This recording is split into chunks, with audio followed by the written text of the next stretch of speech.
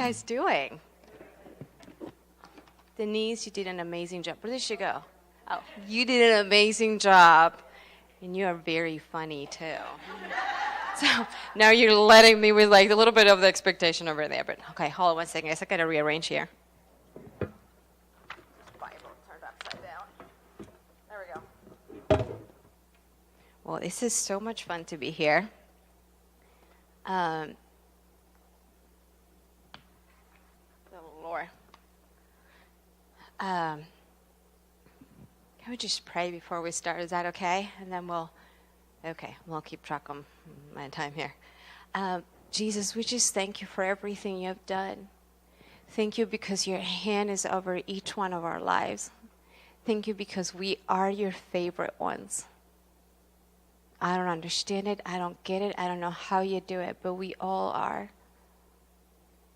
And we just thank you for not letting go of us, God, no matter what the circumstances are. We just thank you, and we just say, God, take over. We just say, God, we just lay everything down. We just lay all of our good ideas. We just lay it all down, God, and you be the one speaking. You be the one just making your piece of art tonight. We just say, God, we just want to yield our lives to you. We want nothing else but you. We lay everything down for you, God. Not for no one else, but for you. We thank you. We thank you for just being here with us tonight. And I just pray that you will surround. We just put your big arms around us. And that you would just come. And we just want to glorify your name. We want to talk about who you are in the midst of everything. We thank you, God, in Jesus' name. Am I missing Heather? Where did she go? Oh, come on. I love this girl. Used to be my worship buddy when we used to be here. But I wanted to just share a little bit of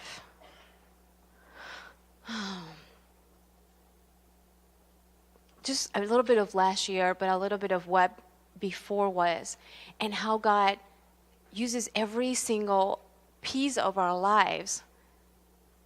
It all knits together somewhere, somehow, and every single one is so unique. And it doesn't need to look like nobody else's. And I think I'm learning, that I have my own shape, that I have my own smell, my own shape in essence, and so do you. That we don't need to look like nobody else, that there isn't, the only one that puts cookie cutters is the devil, because he's trying to make you to look like somebody else instead of looking like what God has made you to be. Does that make sense a little bit? And I'm going to tell you a little bit of my stretch of this last year.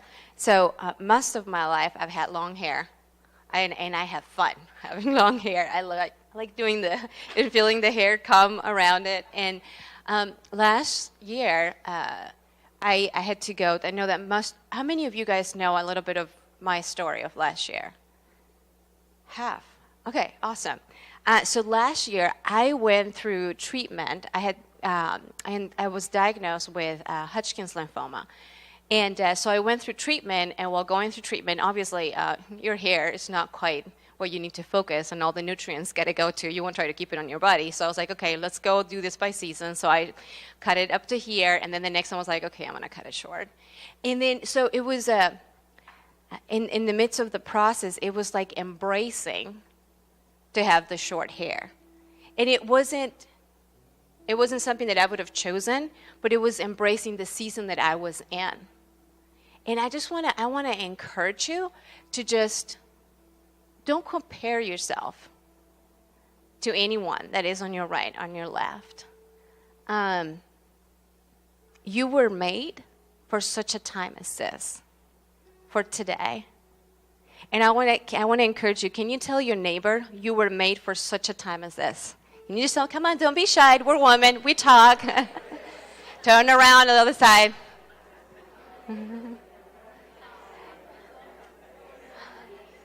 Now, can you say, I was made for such a time as this?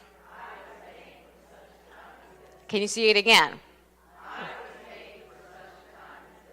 Now I want you to say it again. Now, shake it up a little bit and go, I was made for such a time as this. Now I want you to say, He has made me for such a time as this. Ready? He has made me for such a time as this. So when the devil is trying to come and whisper stuff, you remind your spirit, you remind your emotions to come to alignment of his words. You remind your head, everything that is inside of you when it's coming out of alignment, you remind them.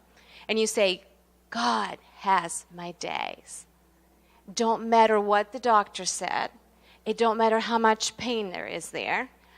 God has my days. So it was kind of a bit of a crazy roller coaster last year. And it wasn't,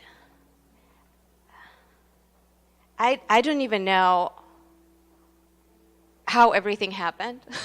I just know it happened last year. Tuesday, today's Friday. Tuesday, I just had another scan, and it came out clear again. And then it was like, okay, it's time to remove the port. And the port was supposed to be scheduled for May 10th. And then they called me on Wednesday, and they said, hey, we have an opening tomorrow. Are you free so you can get your port removed? And I'm like, yes, put me in. The problem with May 10 is we leave our house May 18th, so we need to have our house packed. So that would have been a bit of a hard time to pack when you have an opening of your port. So I said, yes, put me in, put my name in. And then I said, can I just confirm? I got to talk to my husband, and then I'll call you right back in.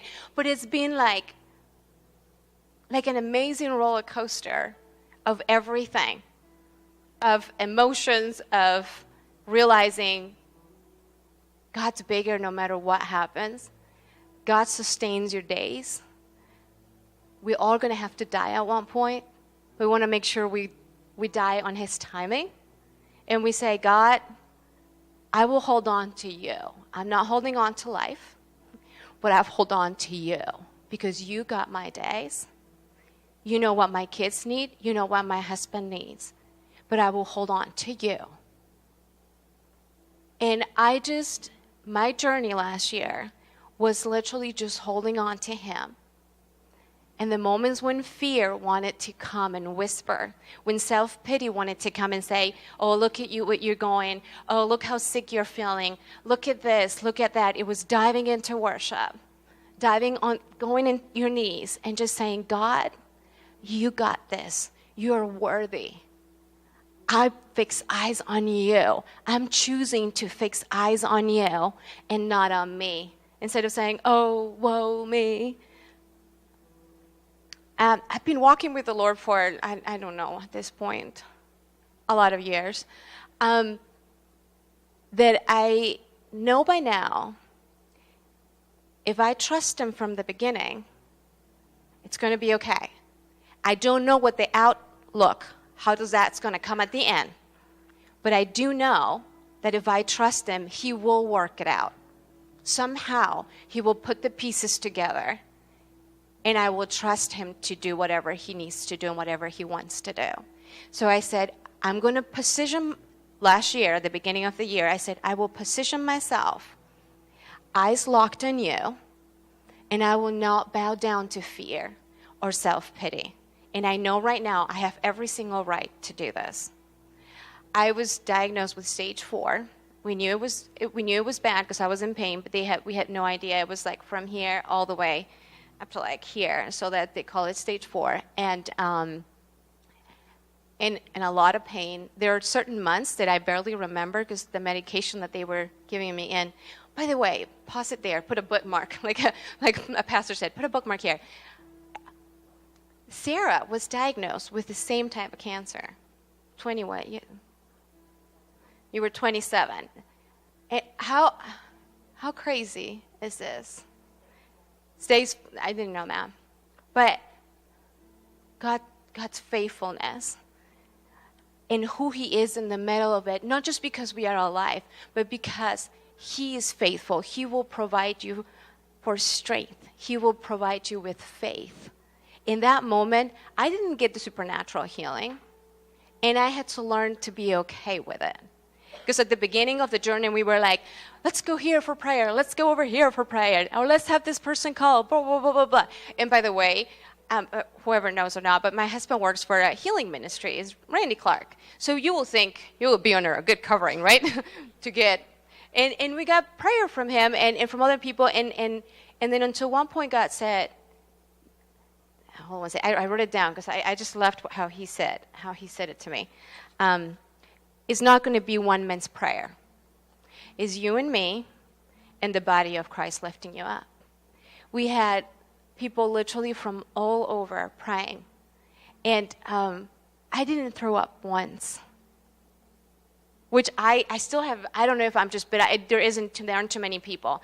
I grabbed the bucket a few times, praying my guts out in tongues, like, and just like grabbing it. And I was like, okay, I got it. I think we're good. And then just put the bucket again. But he was there to be my peace. He was there to be my strength. He was there when I needed those words of affirmation or those things that sometimes you want from your husband or your friends and you're not getting it at that moment. And you go, God, what do you say about me? And he just says, you're strong. Not because of me, but because I'm in him. I'm hiding in him. Or he would say words in Spanish to me that I'm like, oh, I love it. He loves me. He knows me. And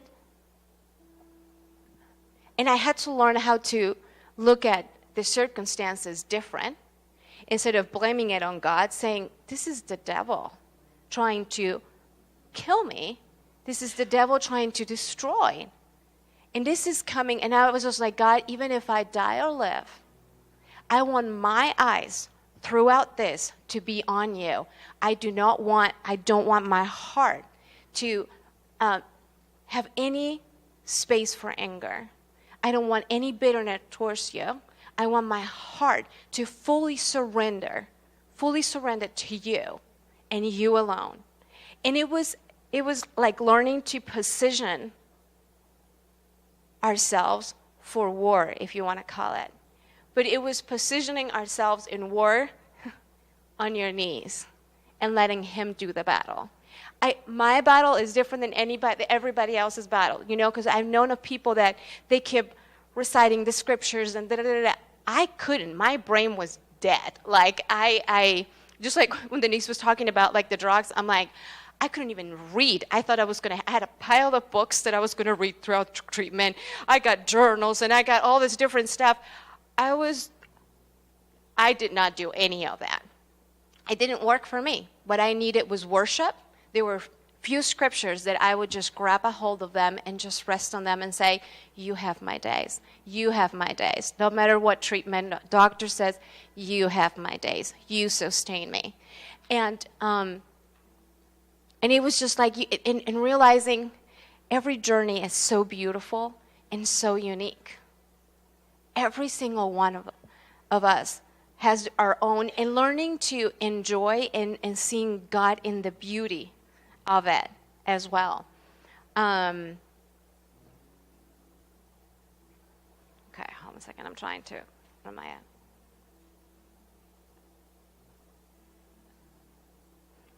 So I was doing some. I don't know how to pronounce the name of the girl, but it's one of the Bethel girls, Havilah Cunnington or something. But if you look at her, she's from the Bethel crew, and she was doing a bunch of series, and it is just wonderful. They're like 7 or 8 minutes clips, and those are perfect for me. I got kiddos, I'm homeschooling, so I'm like, I need something practical, fun, that will take me to the scriptures and then move on to the next thing in day. And one of the things that she was doing was on radical growth. And I loved one of the things that she said was, a seed needs to die for it to have its growth. And I was like, wow, there is so much to it. And just like laying and yielding everything at his feet, so that as you lay it down, he can turn it into whatever he wants to turn it. When you guys look outside, you can see the beauty of every single tree, correct? Do they look alike? And sometimes we lose track because we're trying to copy each other. And we are so unique and so different. Instead of trying to be somebody else and trying to fit in a shape that God never wanted us to shape ourselves into, it's learning to just be who He has made us to be. And that's been a stretch even with my hair. Because I was like, I don't see a lot of people with short hair. And I'm like, okay, it's fine. And there are moments that I'm like, oh. And there are moments like, oh, I love it. And then it's just like, but as I was losing hair, I remember one day there was just a rough day. And Will said, your hair is not your identity. And I was like, true. It's still hard though. but it was a good reminder of like, man, your hair can become your security blanket. Because then you go, what about the shape of my hair? What about if I have moles in my hair, in my head? What about this? What about that? And then you go through the whole list, and it's like, man. And then I just had to like stop myself and say, God, if I do get bald, it's going to be okay. I'm just going to put a lot of makeup, and I'm going to get the biggest earrings. Obviously, the big earrings are still going on, you know. But I was like learning to enjoy who He has made you to be in that season of where you are. Learning to enjoy when I had long hair, and learning to enjoy when my hair was almost falling all off, because then I had it really, really, really short. Now I'm starting to grow it, but I think I'm going to keep it like this for now. It's a lot less work, and I had no idea. I'm like, how much time did I spend on my hair? My hair used to be it was long. So I'm like, you wake up, you wash it, and then it's done. Like, there is nothing else to do. So anyway, so that's been actually very practical. But learning to enjoy that and who you are and who He has made you to be. And is fixing eyes on Him. Not fixing eyes of what the other person said or not, or what they approve or not of what I did or not. But He calls me beautiful. He called me His own. No matter what my husband did or not, that I liked or not, I'm His. Even that I was looking for this word from Him, God, what do you say about me? Even when I was looking for that word from my mother, and she didn't, what does He say about you? So I want to encourage you, more than anything else, that you will position yourself, because life will bring challenges. The grace for chemo was done last year. There is a new season coming. There's a different grace that I'm going to need. I don't need the grace for chemo. You know what I'm trying to say? And it's the same for each one of us. There is a grace that God provides every day, because that's what you need that day. You don't need the grace of the other person because you're not on the other person's shoes. You're on your own home dealing with math or moon phases or whatever, all those wonderful things that I'm learning in English vocabulary, because I knew them in Spanish when I did that in school. But anyways, and when you don't have that grace, you just go on your knees, and He will provide that for you the moment you need it.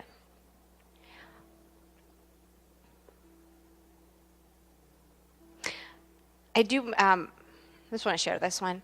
Love always gives. The devil always takes. One of the hardest things, you can go to amazing, crazy places that are, that they look scary, or to certain areas in town that, you're like, oh, I'm scared.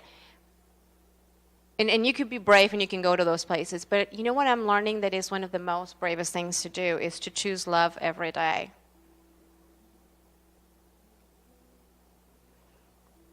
Because you can go on that other place, but that doesn't necessarily mean that you marked someone's life.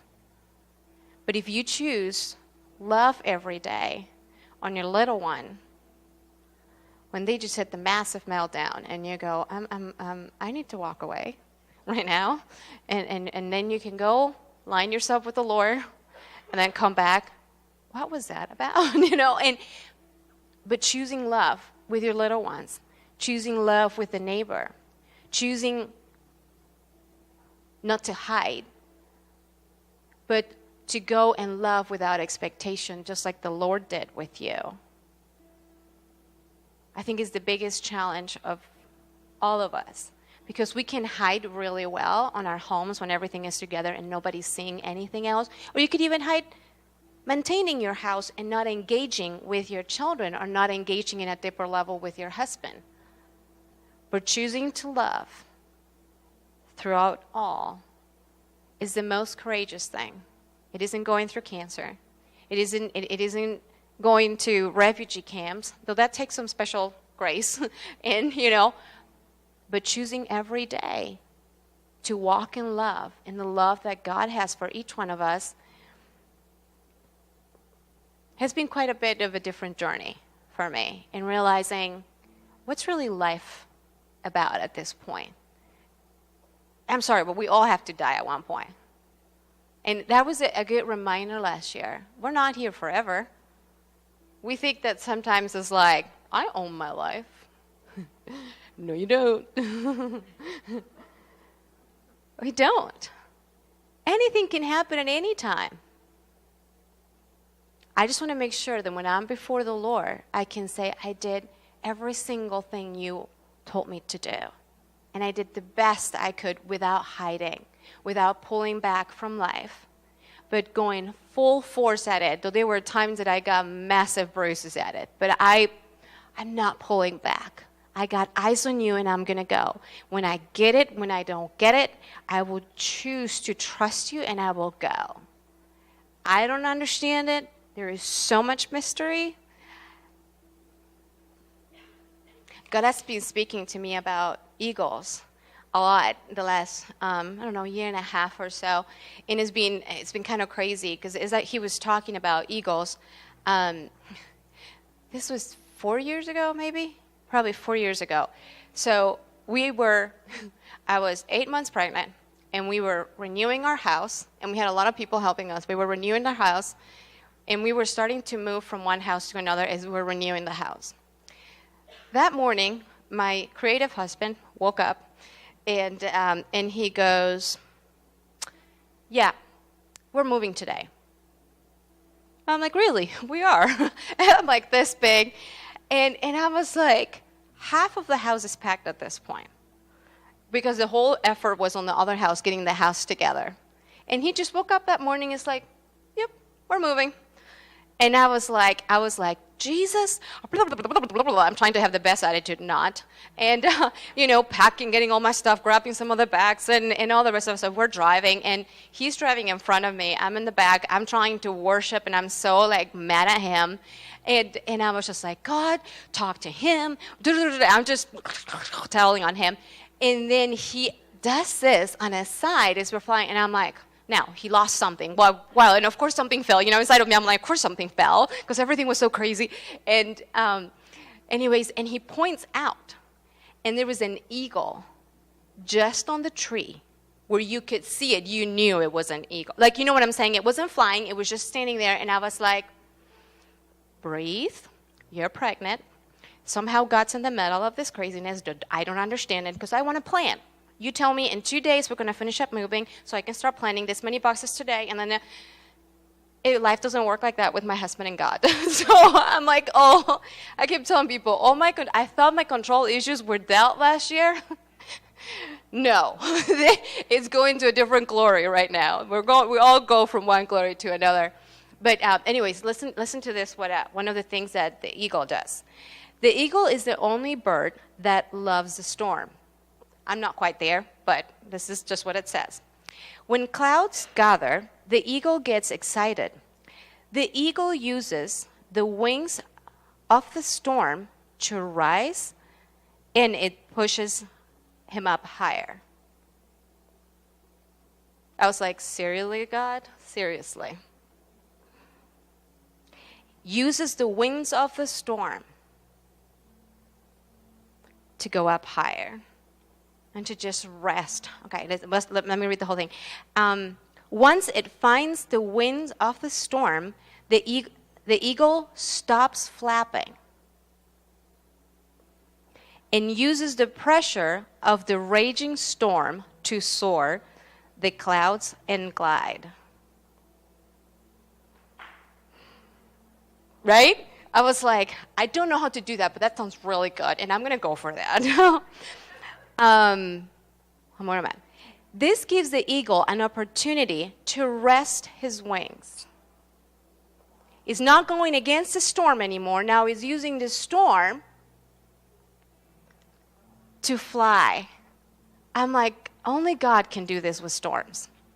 Only Him.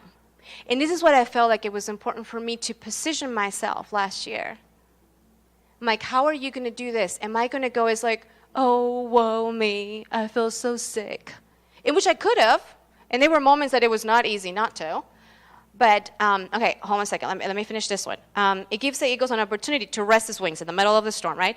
In the meantime, all the other birds hide in the leaves and branches of the trees. We can use the storms of our lives to rise to greater heights.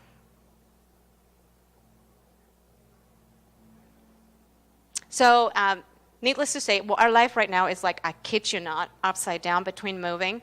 Last week, I got to see two eagles. One of them was just on top of the house, just going around. And I was like, you love me. You have us. It's going to be okay. This is before scan. It's just crazy. And then we went to a creek. The kids were just throwing rocks. And literally, it just came down just enough for us to be able to see it. It wasn't far, just for us to see it. And I was like, He loves me.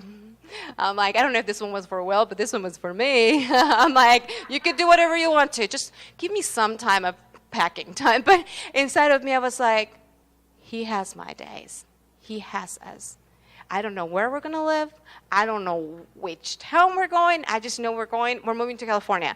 So I'm like, I have no idea exact. I'm like, but you have us. And I keep working on learning how to maneuver the storms so that I'm not flapping against it.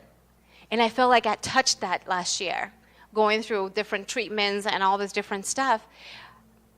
But in the midst of all that, you can touch it, and then you get comfortable in your normal daily life. And then another huge, massive shift comes, and you go, whoa, what just happened? I don't even know where I'm standing.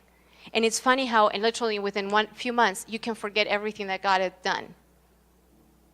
So I want to encourage you, when that happens, just remind your heart, remind your spirit again who He is in the storm, so that you can come and align yourself again with Him.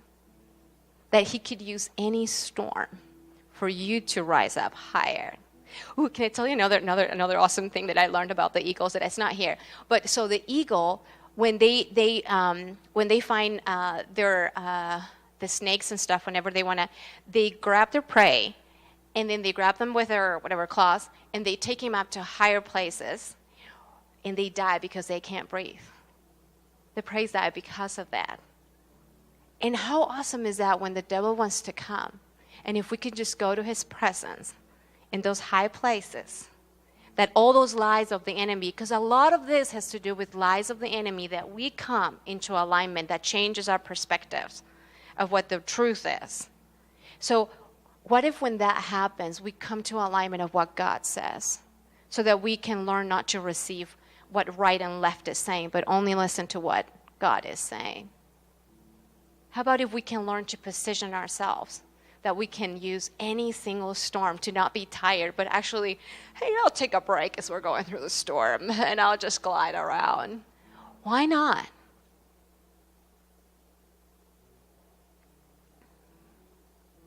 Would you stand with me? I love your presence. I love your presence. Will they have any mic for you? Can we get one more mic? Is that okay? I just want to do this worship with Heather, but this is one that just to dive into His presence. In anything right now that keeps whispering stronger than God's truth, would you be willing to lay it down? and just dive into his love. Just dive into the essence of who he is. It's not important. Cancer is not important. It's who he was in the middle of it. If I die or live, because at one point I'm going to have to die. Whatever your circumstances is, like, can you put your eyes on God, who are you in the midst of all this? And try to keep your eyes focused, just like Hebrews says, to have our eyes fixed on him. And when you don't have the grace for it, guess what? It's okay. Just get on your knees. In my prayers, there were many, many times that were, God, grant me the grace to not bow down to fear and self-pity. So I don't know what yours are.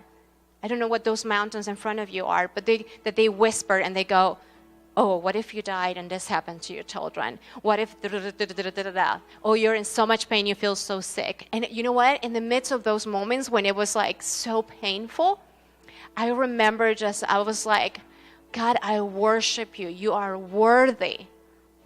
And in the midst of all that, saying that, I would turn around and I was like, I curse you, cancer. But I couldn't do that without putting my eyes on him first and then being able to say whatever he needed me to say.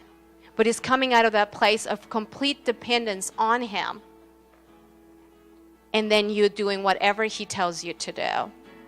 So I just want to encourage you, would you be willing to, whatever God shows you that you need to lay down, and just let him, just go and glide with him through whatever storm he has in front of you, because we all have them. And guess what? The storm from yesterday is a different one than the one from today, and the one from today is going to be different one from the one from tomorrow. But he stays the same through it all. And this is what we need to keep our eyes on. No matter what it is, no matter where you're at, he stays the same. And he has eyes on you. I love a story of Heidi Baker telling, God tells her, Heidi, you're my favorite. And she's like, thank you, God. I love you. I knew that, blah, blah, blah. And then there's another person that comes. And God says to that person, you're my favorite. And Heidi goes, God, do you know that you just told the person the same thing that you told me? And God said to her, they are all my favorite. And I just want to encourage you today. Remind your heart, remind your spirit, your mind, or whatever part is not remembering, that that's God's truth over you. That's what the Word says. Psalm 139 says, 16, says that he has your days, that you were wonderfully made. Not because I like it or how the standard or what the world says or not, or because of skinny or not skinny, or because of this or that. Everybody has their own little self-conscious stuff, if you want to call it. I'm going to tell you something funny. I have problems buying boots here in the States because my legs are so skinny. They look like a toothpick on a massive bottle, and it is ridiculous. So I kid you not, it takes me months sometimes to find boots, and I love boots. I love boots. So this was actually, but anyways, everybody has their own stuff though. And you would think, oh, somebody doesn't, or this. But don't look at them. What does God say about you? What does God want you to look like? What has he made you that you are hiding behind? For the longest time, I used the biggest pins and T-shirts because I was so self-conscious because of all the pain that I had. And I didn't even realize how much I was hiding behind all that. And I was afraid to embrace who God had made me. So I just want to encourage you, dive into his heart. He has so much more for you than you can ever imagine. There is so much love in him. There is so much purpose on him. And when the devil and when the world says something else, you go into the scripture and says, God, what do you say? If you can learn one thing today, it would be, God, what do you say? That you can learn when the devil is whispering loud. You fix your eyes and you go, God, I'm having a hard time hearing what do you say? What do you say about me? What do you say about this circumstance? What do you say?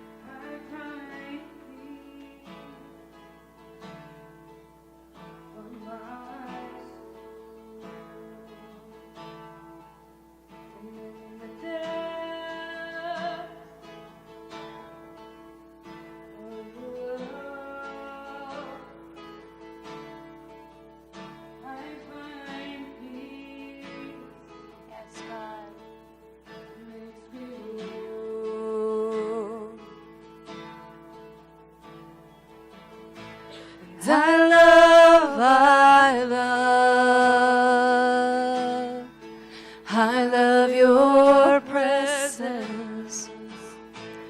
I love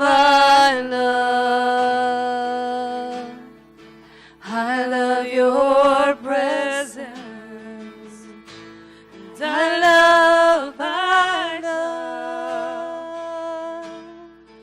I love you, Jesus.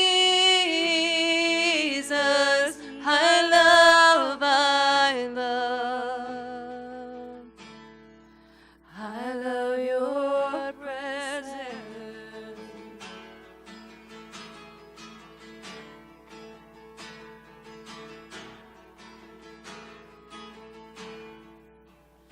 In the glory of your presence, I find rest for my soul, and in the depths of your love, I find peace, makes me whole. Come on, everyone singing. Everyone singing. I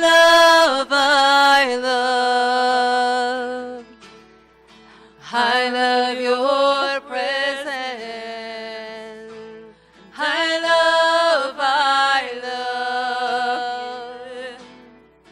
I love your presence. There you go. And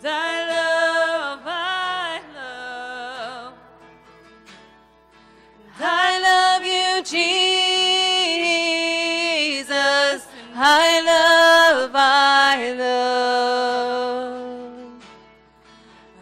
love your presence. Oh, and I love your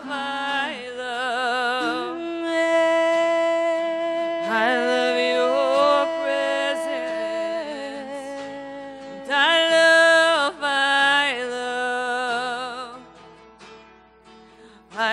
your presence. And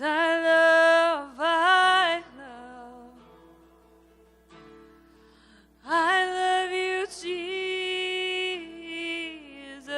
And I love. There you go. Keep telling him. I love your presence. I love. Sing it, sing it. Don't pull back. Just tell him. I love your presence. I love. I love your presence. And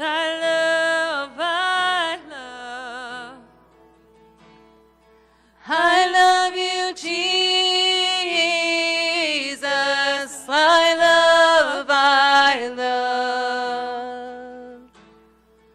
I love your presence.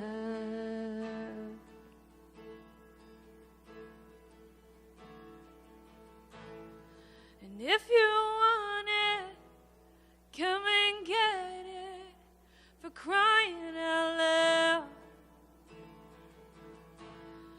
This love that He has is given to you and never ran down. Let go of your heart, let go of your head, and feel it now. Let go of your heart, let go of your head, and feel it now. Let go of your heart, let go of your head, and feel it now.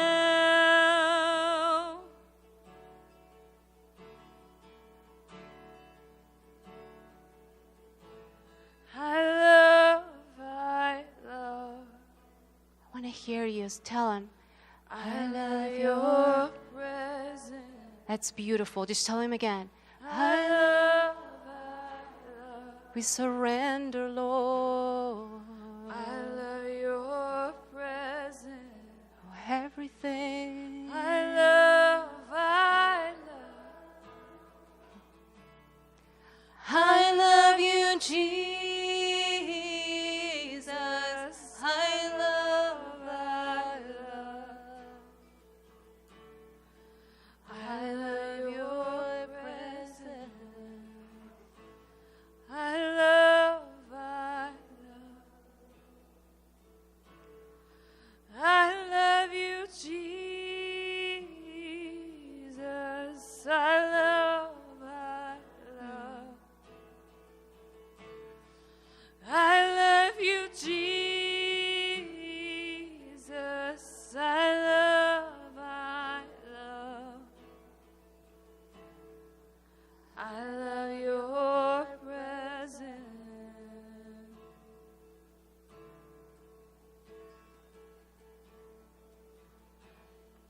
Jesus, you're our everything. You're our everything, God.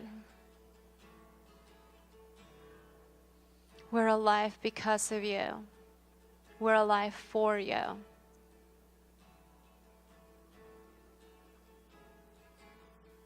God, I just pray that you would just tell each woman tonight here, what do you say about them? That you will whisper a word to them. That you will tell them your truth. That would just pierce through their spirit, God. Where they would just yield at you and they would just have eyes locked on you. We adore you, King of Kings. We adore you, King of Kings. Come and take control. Come and take over our lives. And let our lives be a devotion of love to you.